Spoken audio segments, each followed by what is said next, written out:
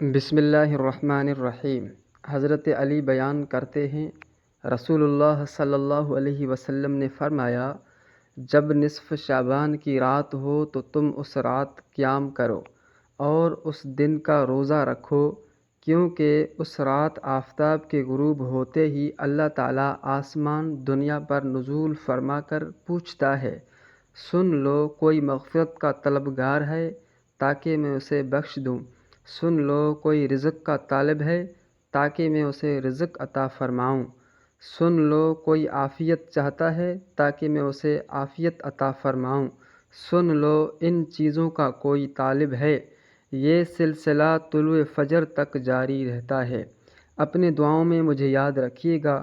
اللہ پاک تمام مسلمان بہن بھائیوں کو اپنے حفظ و امان میں رکھے اور سب کے تمام جائز خواہشات و حاجات کو پورا کرے، آمین ثم آمین۔ ناظرین، اگر آپ کو یہ ویڈیو پسند آئی ہے تو دوستوں کے ساتھ شیئر کریں اور چینل کو ضرور سبسکرائب کریں۔ شکریہ۔